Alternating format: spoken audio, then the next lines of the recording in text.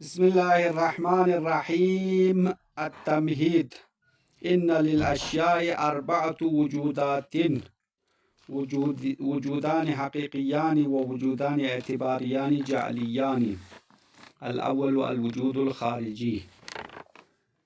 ہمارے اصل گفتگو مباحث الفاظ کے بارے میں ہے، تو مباحث الفاظ میں صاحب کتاب نے سوال اٹھایا تھا کہ منطق کا جو اصل موضوع ہے وہ الفاظ سے کوئی تعلق نہیں رکھتا، منطق کا جو اصلی مقصد ہے وہ معنی سے تعلق رکھتا ہے، تو منطق والے الفاظ کے بارے میں بحث کیوں کرتے ہیں؟ سوال یہ تھا نا، یاد ہے سوال پچھلے درس میں اٹھایا ہے. تو اس کے جواب میں کہا تھا منطقین مباحث الفاظ کی طرف محتاج ہونے کی دو وجوہات ہے. پہلی وجہ کیا ہے؟ دوسروں کے ساتھ گفتگو کرنے کے لیے، تبادلہ خیال کرنے کے لیے، اپنے ذہن میں موجود معانی کو دوسروں تک پہنچانے کے لیے، دوسروں کے ذہن میں جو مطالب ہے خود سمجھنے کے لیے الفاظ کا محتاج ہے. یہ پہلی وجہ. دوسری وجہ یہ ہے کہ منطقی اگرچہ دوسروں کے ساتھ گفتگو نہیں کر رہا ہے، اپنے کمرے میں اکیلا بیٹھا ہے، پھر بھی الفاظ کی طرف محتاج ہے. اس وجہ سے منطقین الفاظ کے بارے میں بحث کرتے ہیں. اب یہ بات سمجھنے کے لیے تمہید کی ضرورت ہے، مقدمہ کی ضرورت ہے. تو تمہید میں صاحب کتاب نے دنیا میں جتنے بھی چیزیں ہیں اس کے لیے 4 وجود ثابت کیا ہے. 4 وجود. جو بھی چیز ہے نا دنیا میں اشیاء مادی ہے اس کے لیے 4 وجود ہے. اشیاء کے لیے، سارے اشیاء مادی معنوی سب کے لیے بتا رہے ہیں، یہاں پہ صرف مادی نہیں ہے. ان للاشیاء اربعۃ وجودات، کہتے ہیں تمام چیزوں کے لیے 4 قسم کے وجود ہے. وہ 4 قسم کے وجود کیا ہے؟ سب سے پہلے وجود خارجی ہے، دوسرا وجود ذہنی ہے، تیسرا وجود لفظی ہے، چوتھا وجود کتبی ہے. اگر ان 4 وجود کا مطلب آپ نے سمجھا تو یہ مطلب واضح ہو جائے گا. تو ان 4 میں سے کہہ رہے کہ 2 وجود حقیقی اور اصلی ہے، اور 2 وجود اعتباری اور جعلی ہے. اصلی اور جعلی میں فرق پتہ ہے نا؟ اصلی جعلی تو اردو میں بھی استعمال ہوتا ہے. چیزیں دنیا میں بازار میں چیزیں آتی ہے، وہ ایک تو اصلی ہے، ایک جعلی ہے، 2 نمبری چیزیں ہے. تو وجودات بھی 2 وجود اصلی اور حقیقی وجود ہے. اوریجنل کہتے ہیں نا انگلش میں، جینین بھی کہتے ہیں، اور کیا کہتے ہیں؟ اوریجنل ہے. اوریجنل وجود ہے 2، اور جعلی ہے. جعلی اور اعتباری 2 قسم کے وجود ہے. سب سے پہلے وجود خارجی کہلاتے ہیں. ہر چیز جو دنیا میں ہے اور دنیا باہر، خارج مانے باہر، دنیا میں آپ کے ذہن اور دماغ سے باہر چیزوں کا جو وجود ہے اس کو وجود خارجی کہتے ہیں. مثال کے طور پر آپ کے سامنے کیا چیزیں ہیں؟ مثلا یہ گلاس ہے، یہ وجود خارجی ہے نا، گلاس کا وجود خارجی ہے. ٹھیک ہے. یہ مارکر ہے، یہ کاپی ہے، یہ کتاب ہے، یہ موبائل ہے، یہ سب کیا ہے؟ ان کا وجود خارجی ہے. اور آپ ہے، ہم ہے، سب ادھر بیٹھے ہوئے ہیں، تو ہمارا جو ادھر نظر آنے والے جو وجود ہے نا یہ وجود خارجی ہے. دنیا میں جتنی بھی چیزیں آپ دیکھیں یا نہ دیکھیں، آپ سمجھے یا نہ سمجھے، آپ اس کو مانے یا نہ مانے، ایمان لائے یا نہ لائے، وجود ہے نا، وجود رکھتے ہیں. مثال کے طور پر اللہ کا وجود ہے یا نہیں ہے؟ اللہ موجود ہے نا. ہم کچھ لوگ اللہ کو نہیں مانتے ہیں، کچھ مانتے ہیں. تو اللہ کو نہ ماننے سے اللہ کا وجود ختم ہوگا کیا؟ کیونکہ حقائق اشیاء لوگوں کے ماننے اور نہ ماننے سے کوئی تعلق نہیں ہے. چیزوں کی حقیقت اپنی جگہ پر موجود ہے. آپ اس کو تصور کریں یا نہ کریں، وہ ہے، حقیقتاً ہے. اسی لیے وجود خارجی وجود حقیقی ہے. کسی نے اس کو ادھر کھڑا نہیں کیا، یا کسی کے ماننے اور نہ ماننے سے کوئی تعلق نہیں ہے. تو تمام چیزوں کا جو باہر اس کا جو اصل چیز ہے وہ وجود خارجی ہے، اور کسی چیز کا جو اثرات اور اس کے برکات ہو یا مضرات ہو وجود خارجی کے ساتھ تعلق رکھتے ہیں. مثلا کوئی چیز گرم ہے، تو آگ گرم ہے نا، آگ تو آگ کے وجود خارجی کے لیے گرمائش کی صفت ہے. ٹھنڈک، برف کے لیے کیا صفت ہے؟ ٹھنڈک کی صفت ہے، برف ٹھنڈا ہوتا ہے. تو جو خارج میں برف ہے اس کے لیے صفت ہے نا، ٹھنڈک کی صفت ہے. تو مطلب وجود خارجی کے لیے حقیقی اوصاف ہے، اس کے اثرات وجود خارجی کے لیے پائے جاتے ہیں. ہاں، وجود خارجی کے لیے یہ صفات ہے. دوسرا نمبر ہے وجود ذہنی. وجود ذہنی کون سا وجود ہے؟ اس خارجی چیز کو آپ نے اپنے ذہن میں تصور کیا یا اس کی تصویر آپ کی ذہن میں چھپ گئی. علم کی تعریف کیا تھا نا پہلے. علم کی تعریف کیا ہے؟ حضور الصور الاشیاء عند العقل. چیزوں کی صورتیں انسان کے دماغ میں، عقل میں چھپ جانا علم کہلاتے ہیں. تو یہی علم وجود ذہنی ہے. مثلا کسی چیز کی تصویر آپ کے ذہن میں آ گئی، مثلا یہ کاپی آپ کے سامنے ہے، کاپی کو آپ نے دیکھ لیا اور آنکھیں بند کر کے کاپی کے بارے میں سوچا، تو آپ کے ذہن میں وہی کاپی نظر آ رہا ہے نہیں آ رہا ہے؟ اگرچہ آپ کی ظاہر آنکھیں تو بند ہے لیکن آپ کے دماغ میں اس کاپی کی تصویر چھپ گئی ہے. تو یہ کاپی کی تصویر جو آپ کے ذہن میں ہے، اسی کاپی کی وجود ذہنی ہے. یہ ادھر موجود ہے، یہ وجود خارجی ہے. ہاں، یہ رجسٹر اور کاپی کی یہ وجود خارجی ہے. اس کی تصویر جب آپ کی ذہن میں آتی ہے تو یہی تصویر اس کے لیے کیا ہے؟ وجود ذہنی کہلاتے ہیں. تو دنیا میں جتنے بھی چیزیں اس کے بارے میں جب آپ علم حاصل کرتے ہیں اور آپ کی ذہن میں جو تصویر پائی جاتی ہے وہ ان چیزوں کے لیے وجود ذہنی کہلاتے ہیں. سمجھ میں آ رہا ہے نہیں آ رہا ہے؟ مثال کے طور پر آپ کا دوست زید ہے، زید، تو زید کا وجود خارجی کیا ہے؟ خود شخص زید ہے نا. آپ کے ذہن میں زید کی شکل ہے یا نہیں ہے؟ تصویر ہے نا. آپ کے اپنے دوستوں کی تصویر ذہن میں رکھا ہوا ہے نہیں رکھا ہوا ہے؟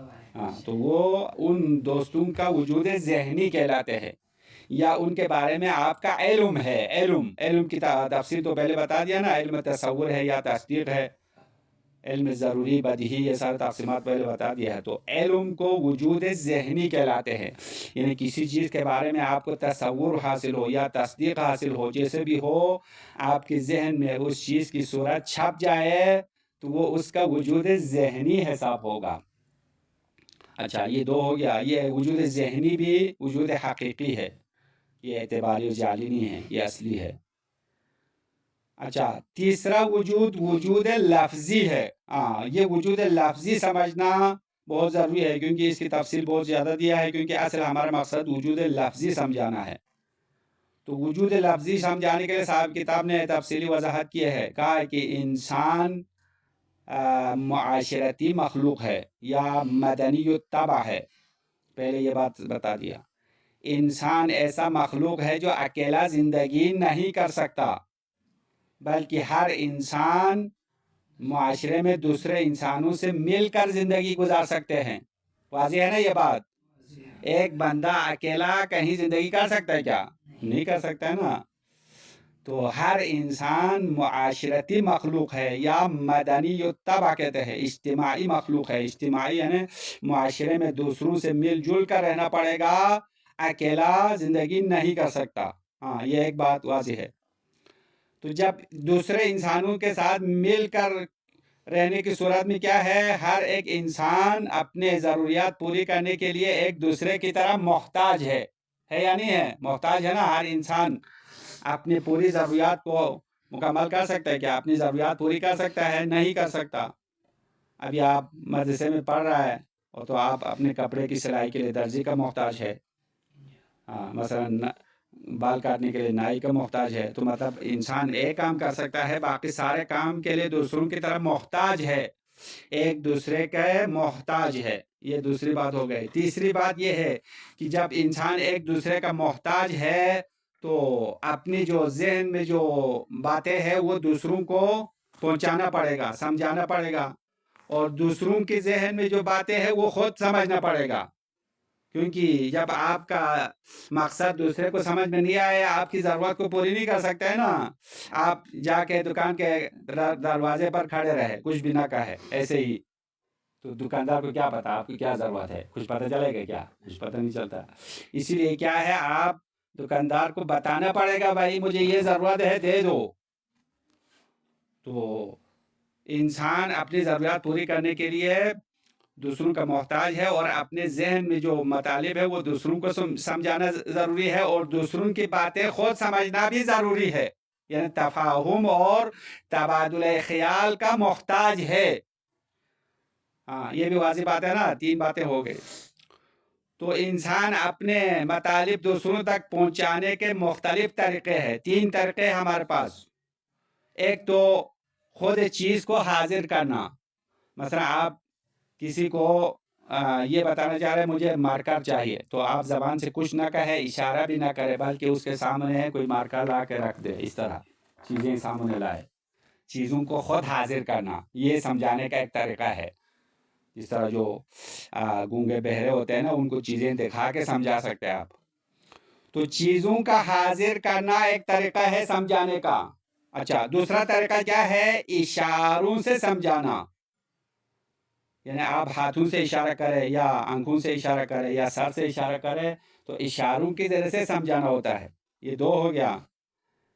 تو یہ 2 طریقے کہہ رہے کہ کامل نہیں ہے، یہ ناقص طریقہ ہے، کیونکہ جب آپ چیزوں کو حاضر کرتے ہیں تو ان چیزوں کو حاضر کر سکتے ہیں جو سامنے ہو یا آپ کے ہاتھ میں آ سکتا ہو، ان کو حاضر کر سکتے ہیں نا۔ اما آپ جو ہے کسی کو کیٹو پہاڑ کے بارے میں سمجھانا چاہ رہے تو کیٹو پہاڑ حاضر کر سکتے ہیں کیا؟ کیسے حاضر کریں گے؟ ایک پہاڑ کو کیسے حاضر کریں؟ یا ایسے بندے کے بارے میں سمجھانا چاہتے ہیں وہ کسی اور شہر میں رہتے ہیں، تو اس بندے کو وہاں سے لا کے ادھر حاضر کرنا پڑے گا، تو یہ تو ناممکن ہے۔ بعض جگہ ایسے ہے جہاں پہ چیزوں کا حاضر کرنا ممکن ہی نہیں ہے، یا حاضر کرنا ممکن ہو تو بہت مشکلات اور سختی ہے۔ مثلا ایک چیز آپ دوسروں کو سمجھانے کے لیے آپ 1 گھنٹے کا سفر کر کے اس کو اٹھا کے لانا پڑے گا، پھر اس کے سامنے رکھو۔ یہ کتنا مشکل کام ہے، سخت ہے نا، مشکل ہے۔ اچھا، اشاروں سے سمجھانا بھی کامل نہیں ہے۔ اشارہ ان چیزوں کے بارے میں کر سکتے ہیں جو سامنے ہو۔ سامنے ہو تو آپ اشارہ کر سکتے ہیں نا، اگر سامنے نہ ہو تو کیسے اشارہ کرے گا؟ اشارہ تو ہر چیز کے بارے میں اشارہ تو نہیں ہو سکتا۔ اور اس سے بڑھ کر جو امور معنوی ہے وہ اشاروں میں کیسے سمجھائے گا؟ مثلا آپ کسی کو قیامت کے بارے میں سمجھانا چاہتے ہیں تو قیامت کی طرف اشارہ کر سکتے ہیں کیا؟ قیامت تو سامنے نہیں ہے، نظر آنے والی چیز نہیں ہے۔ یا قیامت کو حاضر کر سکتے ہیں کیا؟ نہیں کر سکتے ہیں، اشیاء معنوی ہے، غیب کی چیزیں ہیں۔ یا خدا کے بارے میں سمجھانا چاہ رہے کسی کو، توحید کے بارے میں، اللہ کی ذات، تو اللہ کی ذات کی طرف اشارہ کر سکتے ہیں؟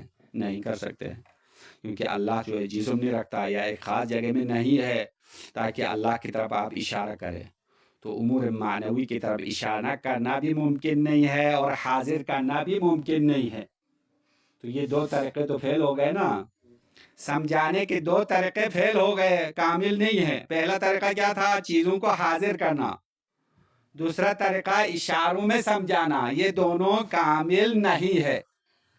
اب کیا کرے انسان بیچارہ اپنی بات سمجھانے کے لیے؟ تو اللہ کو پہلے سے پتا تھا انسان کو یہ ضرورت پڑے گی، اسی وجہ سے اللہ نے انسان کو ایک آسان طریقہ بتایا ہے، ایک آسان طریقہ سمجھایا۔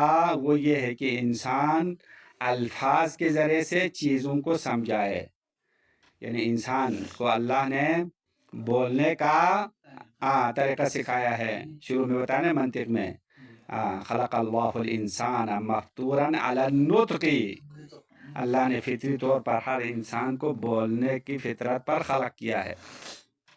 تو یہ بولنا اللہ کی نعمت ہے، اگر بولنا نہ ہوتا تو پھر مشکلات، بہت ساری مشکلات انسان کے لیے پیش آ سکتی تھی۔ تو کیا کرتے ہیں انسان اپنی باتوں کو سمجھانے کے لیے پہلے چیزوں کے لیے الفاظ وضع کرتے ہیں، پھر دوسرا انسان بھی اپنی طرف سے چیزوں کے لیے الفاظ وضع کرتے ہیں، پھر ایک دوسرے کو الفاظ کے ذریعے سے سمجھاتے ہیں، یعنی چیزوں کا نام لیتے ہیں اور پھر دوسرا بھی سمجھ جاتے ہیں بھائی وہ یہ کہنا چاہتے ہیں، اس کے ذہن میں یہ بات ہے۔ تو پھر یہ الفاظ کے زیادہ ہونے کے ساتھ ساتھ دنیا میں زبانیں بھی تشکیل پائی ہے۔ جس طرح آپ نے دیکھا ہوگا چھوٹا بچہ جب بولنا لگتا ہے تو کیا کرتا ہے؟ اپنی جو ضرورت کی چیزوں کے لیے اپنے طرف سے الفاظ بناتے ہیں، نہیں بناتے ہیں؟ تو یہ انسان کی فطری طاقت ہے، اللہ نے انسانوں میں الفاظ بنا کر کی چیزوں کے لیے الفاظ وضع کرنے کا جو طاقت ہے وہ اللہ نے دیا ہے، اور ان الفاظ کے ذریعے سے کیا کرتا ہے انسان بالکل آسانی کے ساتھ اپنے باتوں کو سمجھا سکتا ہے اور دوسروں کی بات خود سمجھ سکتا ہے۔ تو یہ تیسرا طریقہ کامل طریقہ ہے، وہ ہے لفظ، الفاظ کے ذریعے سے سمجھانا بہت آسان ہے۔ اور الفاظ کس پر دلالت کرے گا؟ معنی پر، وجود ذہنی پر دلالت کرے گا، اور وجود ذہنی وجود خارجی پر دلالت کرے گا۔ تو میں نے ابھی بطور مثال جو ہے لفظ موبائل بولا منہ سے، تو یہ لفظ موبائل وجود لفظی ہے۔ موبائل نے کس پر دلالت کیا؟ اس کی تصویر پر دلالت کیا، ہاں ذہنی تصویر پر۔ پھر اس ذہنی تصویر نے وجود خارجی پر دلالت کیا جو میرے سامنے پڑا ہوا موبائل، ہاں اس طرح سلسلہ ہے۔ تو وجود لفظی دلالت کرے گا کس پر؟ وجود ذہنی پر۔ پھر وجود ذہنی آگے جا کے وجود خارجی پر دلالت کرے گا۔ جب آپ الفاظ بولیں گے تو سننے والے کو ایسا لگے گا خود چیز سامنے لایا ہو، ایسا لگے گا، یعنی اس کو فرق نہیں پڑے گا کہ آپ خود موبائل سامنے رکھے یا لفظ موبائل بولے، دونوں صورتوں میں اس کے سمجھ میں آئے گا۔ یہ صورتحال ہے۔ بس یہاں تک آج کا خلاصہ مکمل ہو گیا۔ وجود لفظی کے بارے میں اور بھی باتیں ہیں، وہ کل مکمل کریں گے، آج خلاصہ زیادہ ہو گیا۔ ترجمہ دیکھ لو بھائی، خلاصہ مکمل ہو گیا ہے۔ التمہید مقدمہ ہے، یہاں بات کو سمجھنے کے لیے مقدمہ بنایا صاحب کتاب نے، کہتے ہیں ان للاشیاء اربعۃ وجودات، ان للاشیاء اربعۃ وجودات، ہاں عبارت اس طرح صحیح ہے، ہم نے پہلے پڑھ لیا، کیونکہ یہ ان کے جو للاشیاء خبر مقدم ان ہے، اربعۃ وجودات اسم مؤخر ہے، ان کا اسم منصوب ہوتا ہے، ہاں یہ یاد رکھو۔ ان للاشیاء اربعۃ وجودات، بے شک تمام چیزوں کے لیے چار وجود ہے، اشیاء کے لیے چار وجود ہے۔ وجودان حقیقیان، دو وجود، وجود حقیقی ہے، وجود اصلی ہے، وہ وجودان اعتباریان جعلیان، اور دو وجود اعتباری ہے اور جعلی ہے، بنائے گئے ہیں۔ جعلی سے مراد ہے لوگوں نے بنایا ہے، اصلی نہیں ہے۔ الاول الوجود الخارجی، پہلا وجود حقیقی کیا ہے؟ وجود خارجی ہے۔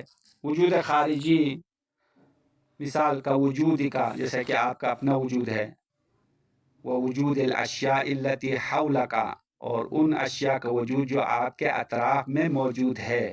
ابھی آپ کے اطراف میں کتنی ساری چیزیں ہیں، یہ سب وجود خارجی ہے نا، کاپی ہے، مارکر ہے، گلاس ہے، ٹیبل ہے، یہ سب وجود خارجی ہے۔ وَنَحْوِهَا، اور اس جیسے اور بھی چیزیں ہیں، مثلا آسمان ہے، زمین ہے، سمندر ہے، دریا ہے، یہ سب وجود خارجی ہے۔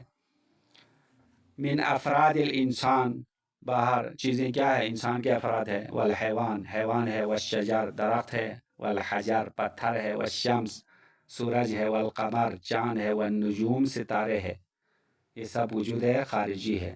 الی غیر ذالک، اس کے علاوہ، من الوجودات الخارجیہ، خارج میں موجود وجودات ہے، التی لا حصر لها، اتنے زیادہ ہے کہ اس کے لیے کوئی انتہا نہیں ہے۔ آپ گن لیں گے تو گن بھی نہیں سکتے ہیں چیزیں، دنیا میں کتنی ساری چیزیں ہیں، حیوانوں کے بہت سارے اقسام ہیں۔ کہتے ہیں کہ سمندر میں جو مچھلیاں ہیں اس کے بھی ہزاروں لاکھوں اقسام مچھلی ہے۔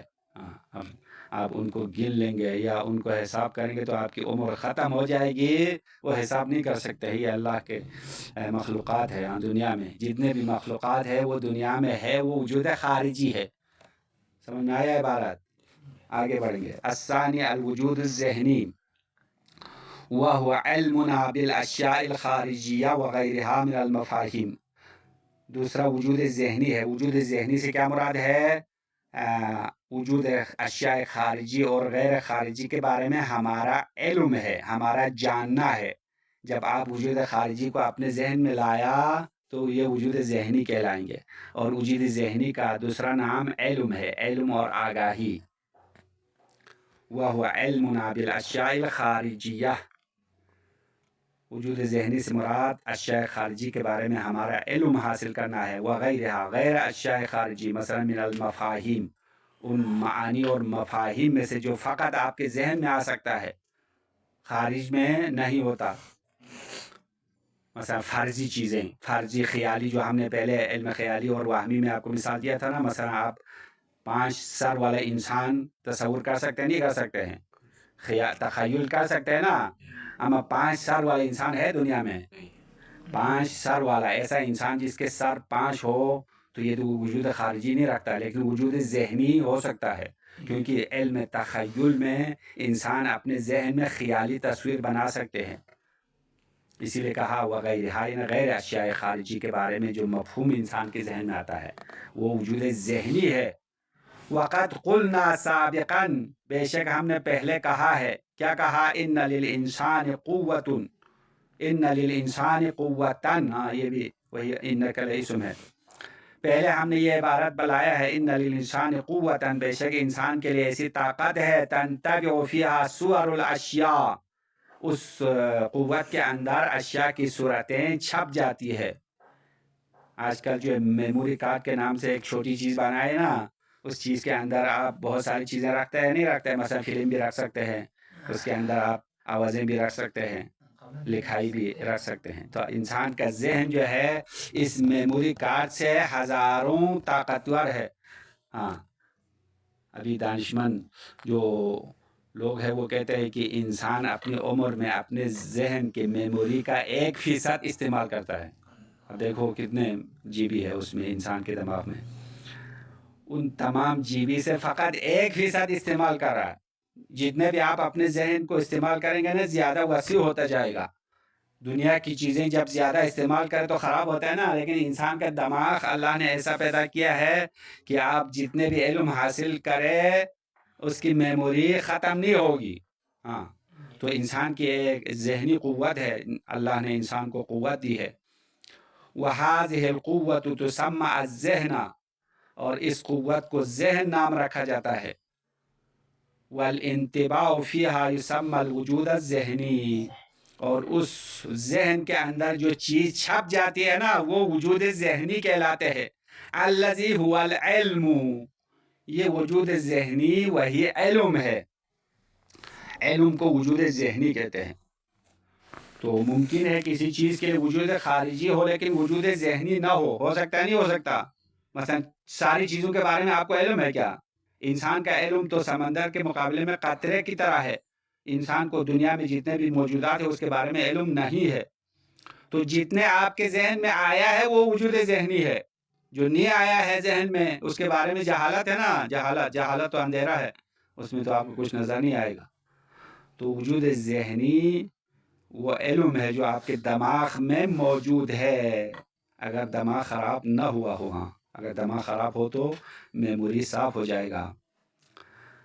وَهَذَانِ الْوُجُودَانِ، یہ دو وجود، وجود خارجی اور ذہنی، یہ دونوں الوجودان الحقیقیان، یہ دونوں حقیقی وجود ہے.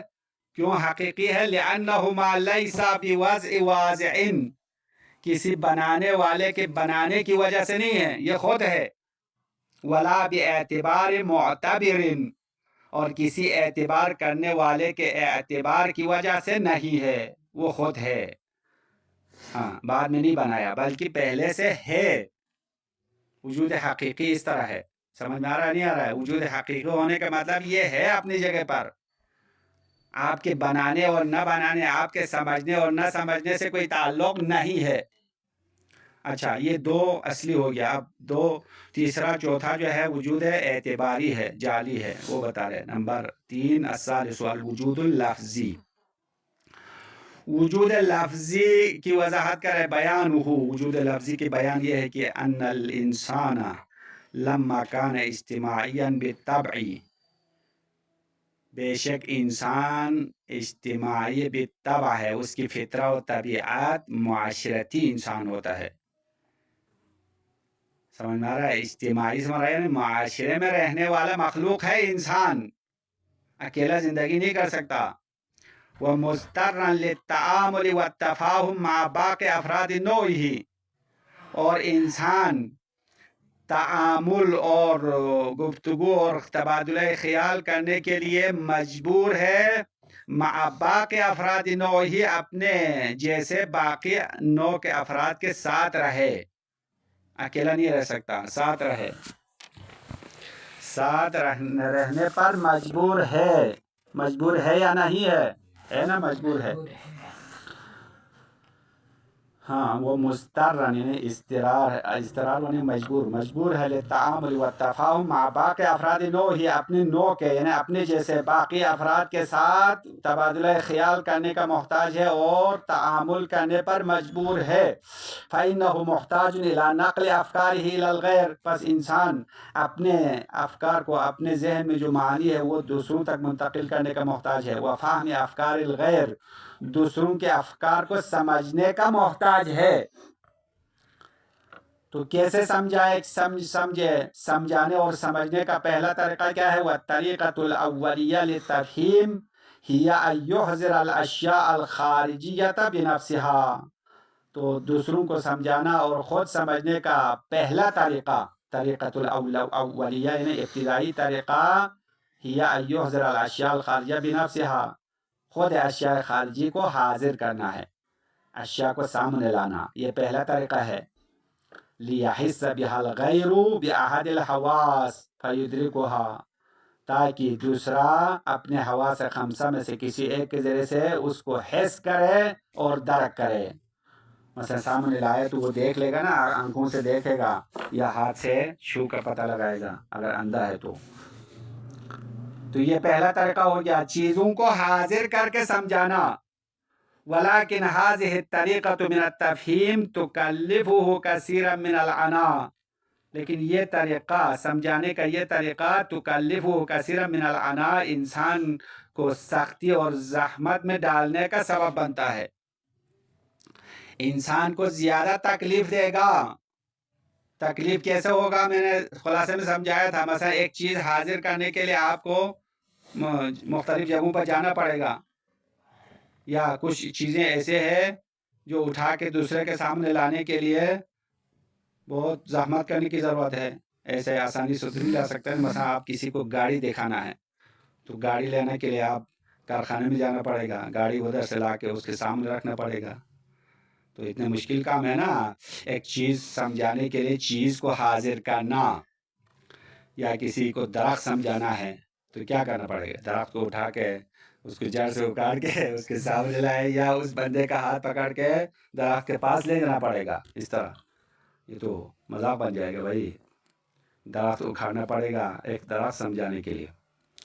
علی انہا لا تفی بتفہیم اکثر الاشیاء والمعانی، اس کے علاوہ اس طریقے میں یہ بھی مسئلہ ہے کہ علی انہا لا تفی بتفہیم اکثر الاشیاء والمعانی، بہت ساری چیزیں اور معانی سمجھانا پورا نہیں ہوگا، پورا نہیں کرے گا، لا تفہیم پورا سمجھا بھی نہیں سکے گا، کیونکہ بعض چیزیں ایسی ہیں جو حاضر بھی نہیں کر سکتے ہیں، اور کچھ چیزیں وجود خارجی بھی نہیں ہے، صرف ذہنی ہے، معانی ذہنی۔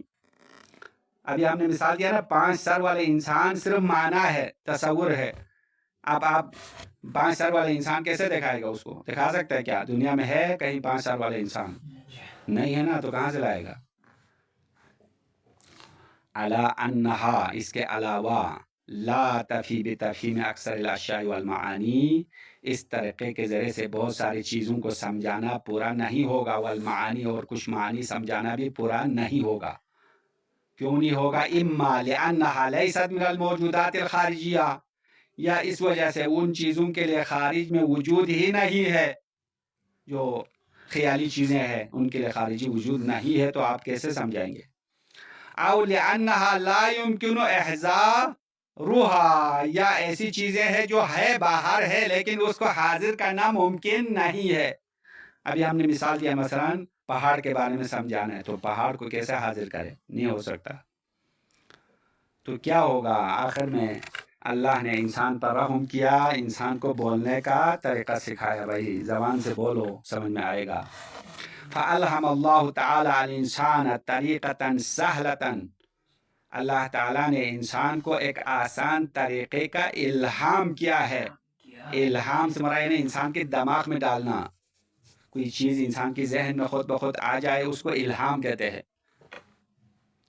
تو اللہ نے انسان کو ایک آسان طریقہ سمجھایا ہے، سریعتاً فی التفہیم، جو سمجھانے میں بہت تیز ہے، جلدی سمجھا سکتے ہیں۔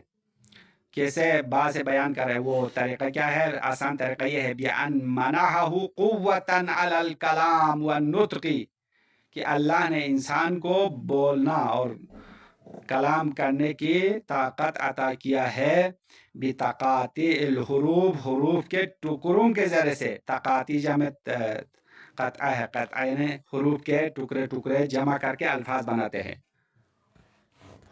الفاظ تو ایک حرف تو نہیں ہوتے ہیں نا، ایک لفظ میں 2-3 حروف ہوتے ہیں، تو حروف تہجی الگ الگ ہوتے ہیں نا، الف با تا سا، تو ان کو ملا کے لفظ بناتے ہیں، پھر الفاظ کو ملا کے کیا بناتے ہیں؟ کلام بناتے ہیں۔ تو اللہ نے انسان کو عطا کیا، منحا کا من عطا کیا، منحا ہو، اللہ نے انسان کو عطا کیا قوتاً علی الکلام والنطق، کلام اور باتیں کرنے کا قوت دیا ہے، بتقاطی الحروف، حروف کے ٹکڑوں کے ذریعے سے۔ حروف کے ٹکڑے پہلے بناتے ہیں لیؤلف منها الالفاظ، تاکہ ان ٹکڑوں کے ذریعے سے الفاظ کو تشکیل دے دے۔ وبمرور الزمان، اور زمانے کے گزرنے کے ساتھ ساتھ، دعت الانسان الحاجہ، حاجت اور ضرورت نے انسان کو دعوت دی ہے، الی ان یضع لکل معنی یعرفہ، کہ انسان ہر اس معنی کے لیے الفاظ وضع کرے جو وہ پہچانتا ہے۔ اب یہ برکت میں ایک جملہ لکھا ہے اور یہ ضرب المثل ہے، وہی ام الاختراع، حاجت ضرورت کی ماں ہے۔ نہیں کیا حاجت ضرورت کی ماں ہے، تو غلط کہا میں کہ اردو میں ہے نا مقولہ، ایجاد ضرورت ایجاد کی ماں ہے، ہاں ضرورت ایجاد کی ماں ہے، اس کا باپ کا پتہ نہیں، ہاں صرف ماں بتایا ہے۔ تو انسان دنیا میں بہت ساری چیزیں پیدا کرتے ہیں، بناتے ہیں، کیوں؟ ضرورت کی وجہ سے بناتے ہیں نا۔ تو یہ ام الاختراع کا معنی یہ ہے، وہی کہ ضمیر حاجت کی طرف اٹھاؤ، حاجت اور ضرورت ام الاختراع، ایجاد کی ماں ہے۔ ہاں یہ مثال ہے، مشہور مثال۔ تو حاجت نے انسان کو دعوت دی الی ان یضع لکل معنی یعرفہ، کہ انسان ہر اس معنی کے لیے الفاظ وضع کرے جو وہ جانتا ہے، ویحتاج الی التفاہم عنہ، اور انسان اس معنی کے بارے میں گفتگو کا محتاج ہے، ان کے لیے وضع کرے۔ کیا وضع کرے؟ ان یضع لفظا خاصا، مخصوص الفاظ وضع کرے، لیحضر المعانی بالالفاظ، تاکہ معانی کو الفاظ کے ذریعے سے حاضر کیا جا سکے، بدلا من احضارها بنفسها، ان معانی کو بذات خود حاضر کرنے کے بدلے میں۔ یعنی جب آپ الفاظ بولیں گے تو خود چیز حاضر کرنے کی ضرورت نہیں ہے۔ مثلا میں نے آپ کو گلاس کہا تو آپ کے سمجھ میں تو آ گیا نا، اب گلاس سامنے لانے کی ضرورت ہے کیا؟ ضرورت نہیں ہے۔ پہاڑ کہا تو آپ کے سمجھ میں آئے گا پہاڑ، اب خود پہاڑ کو اٹھا کے لانے کی ضرورت نہیں ہے۔ تو بدلا من احضارها بنفسها، ان معانی کو بذات خود حاضر کرنے کے بدل میں الفاظ